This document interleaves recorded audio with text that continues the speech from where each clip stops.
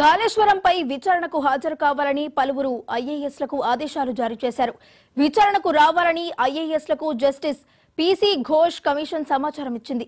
నేడు కమిషన్ ముందు విచారణకు రాష్ట్ర ఫైనాన్స్ కార్పొరేషన్ కార్యదర్శి స్మితా సబర్వాల్, కేంద్ర ఎన్నికల సంఘం రాష్ట్ర ముఖ్య ఎన్నికల అధికారిగా పనిచేసి ఇటీవల రిలీవ్ అయిన వికాస్ రాజ్ హాజరు కానున్నారు.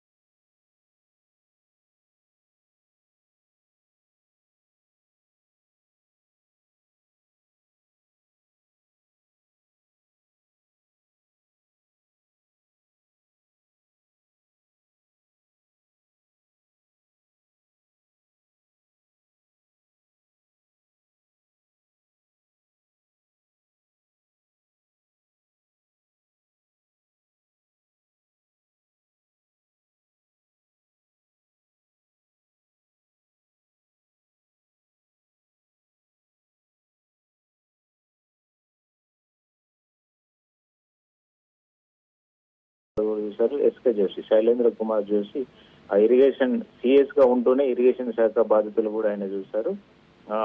గతంలో సోమేష్ కుమార్ కూడా ఈ బాధ్యతలు చూసిన పరిస్థితి. అయితే సీఎం కు గతంలో మాజీ సీఎం కేసీఆర్ దగ్గర ఇరిగేషన్ శాఖ ఉంది. 2018 నుంచి 23 వరకు కేసీఆర్ ఈ బాధ్యతలు చూశారు. ఈ నేపథ్యంలో అప్పుడు దీన్ని రాజత్ కుమార్, అదేవిధంగా ఇటు స్మితా సబర్వాల్ వీళ్ళు దాన్ని పర్యవేక్షణ చేశారు. కేసీఆర్ తరఫున ప్రాజెక్ట్ ను విజిట్ చేయడం, అక్కడ పరిస్థితులు పర్యవేక్షించడం చేయడం జరిగింది. దీనిపై పలుమార్లు రివ్యూలు చేయడం జరిగింది.